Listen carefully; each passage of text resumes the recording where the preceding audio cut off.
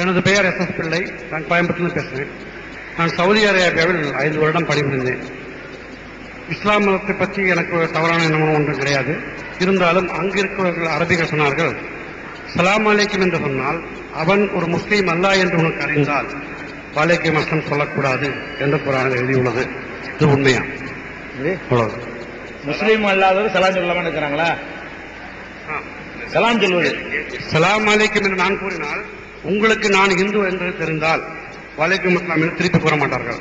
இது உண்மையா? அப்படி என்ற குர்ஆனில் வார்த்தை வழங்கல. மேடையிலேயே இந்த பாபர் மசூதி பற்றி இந்த சகோதரி கேள்வி கேட்டாங்க.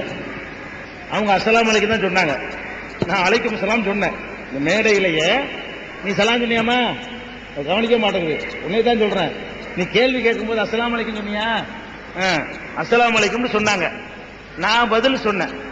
அதனால எதுக்கு இஸ்லாத்துல இந்த அஸ்ஸலாமு அலைக்கும்ங்கிற சொல் இருக்குல்ல, இது முஸ்லிம்கள் தான் சொல்லணுங்கிற சட்டம் கிடையாது. இது எல்லாரும் பயன்படுத்திக்கலாம்.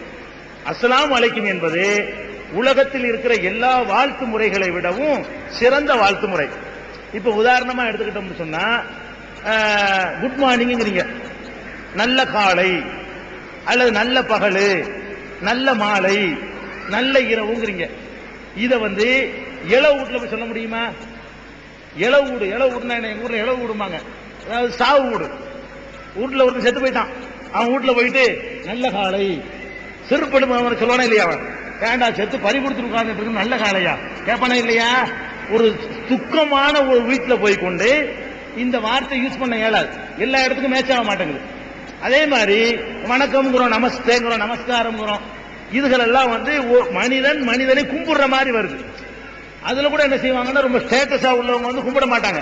நம்ம கும்பிடுன்னு ஏத்துக்குவாங்க, எப்படிம்பாங்க, இப்படி வருகிறது. ஆனால் இஸ்லாம் சொல்லக்கூடியது இருக்கு பாருங்க, உங்கள் மீது சாந்தி உண்டாகட்டும் அர்த்தம். அஸ்ஸலாமு அலைக்கும் சொன்னா உங்களுக்கு நிம்மதி கிடைக்கட்டும் அப்படின்றது. இந்த நிம்மதிய கல்யாண வீட்லயும் போய் சொல்லலாம், உங்களுக்கு நிம்மதி கிடைக்கட்டும், அவனுக்கு வேணும். கருமாதி வீட்லயும் போய் என்ன செய்யலாம், உங்களுக்கு நிம்மதி கிடைக்கட்டும். ஒரு வியாபாரி இருக்கிறான், உங்களுக்கு நிம்மதி கிடைக்கட்டும். லாபம் அடைஞ்சிட்டான், நிம்மதி கிடைக்கட்டும். நஷ்டம் அடைஞ்சிட்டான், நிம்மதி கிடைக்கட்டும். எங்க வேண்டாம் சொல்லலாம் பாருங்க, உனக்கு நிம்மதி கிடைக்கட்டும் என்ற இந்த வார்த்தை எல்லா நிலையிலையும் எல்லா மனுஷனுக்கும், ஆணுக்கு, பெண்ணுக்கு, கெட்டவனுக்கு, நல்லவனுக்கு, சந்தோஷமா இருக்கிறவனுக்கு, கவலையில எல்லாருக்கும் சொல்லலாம். அப்ப இத என்ன செய்யணும்னா, நாம பழக்கத்தை கொண்டு வரணும். இது நல்ல அழகான சொல். இத நம்ம முஸ்லீம்கள் தப்பா விளங்கிக்கிறாங்க. முஸ்லீமுக்குள்ளதான் சொல்லணும் அப்படின்னு விளங்கிட்டாங்க.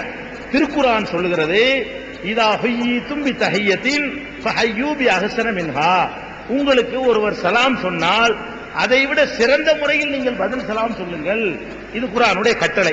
நபிகள் நாயகம் சொன்னாங்க, இஸ்லாத்திலே சிறந்த செயல் எது அப்படின்னு ஒருத்தர் கேட்கிறார். அப்ப நபிகள் நாயகம் சொன்னாங்க, 2 விஷயம் தான். ஒன்னு ஏழைக்கு உணவளித்தல், 2வது தெரிந்தவருக்கும் தெரியாதவருக்கும் சலாம் சொல்லுதல். தெரியாதவர்னா என்ன அர்த்தம்? அதுல அடிக்கப்பட்டு போச்சு. தெரிஞ்சவர்னா ஒரு முஸ்லீம்னு தெரிஞ்சுக்கிறீங்க, ஆளே தெரியாட்டான்னு சொல்லுங்கிறாங்களே, அதுல என்ன விளங்குது? அதுல ஜாதி மதம் இல்லைன்னு விளங்குது. தெரிஞ்ச ஆளுக்கும் சொல்லு, தெரியாட்டாலும் சொல்லு. அப்படி நபிகள் நாயகம் காட்டி இருக்கும் பொழுது விளங்காத முஸ்லீம்கள் என்ன பண்றாங்கன்னு கேட்டா, தங்களுக்குள்ள அஸ்ஸலாமு அலைக்கும்ங்கறாங்க. எல்லாரும் ஒருத்தருக்கு சொல்லிக்கலாம், நீங்க எனக்கு அஸ்ஸலாமு அலைக்கும்ங்கலாம். இது ஒரு பிரார்த்தனைங்க, அதிகமான பிரார்த்தனை நமக்கு கிடைக்கும். அவன் நல்ல வாயிலிருந்து வரக்கூடிய இந்த வார்த்தையினால கடவுள் நிம்மதி நமக்கு தந்துடலாம். நிம்மதி இருக்கட்டும், உங்களுக்கு நிம்மதி கிடைக்கட்டும், உங்களுக்கு நிம்மதி கிடைக்கட்டும். அஸ்ஸலாமு அலைக்கும்ங்கிறது ஸ்டார்ட் பண்ணக்கூடியவர் சொல்ற வார்த்தை. திருப்பி சொல்றவர் அலைக்கும் அஸ்ஸலாம்னு சொல்லணும், மாத்தி போட்டு. ரெண்டுக்கு அர்த்தம் ஒண்ணுதான். அஸ்ஸலாமு அலைக்கும் 2 வார்த்தை. அலைக்கும் அஸ்ஸலாம், இதுல வார்த்தை பின்னி போடுறோம். அது எதுக்குன்னு கேட்டா, யாரு சலாம் சொல்றா, யாரு ரிப்ளை சொல்றான்னு விளங்கணுங்கிறதுக்காக வேண்டி. இல்லைன்னா அஸ்ஸலாமு அலைக்கும் அஸ்ஸலாமு அலைக்கும் சொல்லிட்டு இருக்க வேண்டியிருக்கும். அதனால நம்ம அஸ்ஸலாமு அலைக்கும்ங்கிறோமா, அலைக்கும் அஸ்ஸலாம். நீங்க அஸ்ஸலாமு அலைக்கும்ங்கிறீங்களா, நான் அலைக்கும் அஸ்ஸலாம். இது பெரிய கஷ்டமில்லாத வார்த்தை. நமஸ்தே நமஸ்காரங்கிறது மாதிரி அதெல்லாம் மனப்பாடம் பண்ணிக்கிட்டோம்ல, அது மாதிரி இதை எல்லா இந்துக்கள் பயன்படுத்தலாம், கிறிஸ்தவர்கள் பயன்படுத்தலாம். எல்லாருக்கும் நிம்மதி வேணுங்கிறது தானே. இது முஸ்லீமுக்கே உள்ளதுன்னு ஆக்குன தப்பு, குற்றம். நபிகள் நாயகத்தின் வழிமுறைக்கு மாற்றமானது.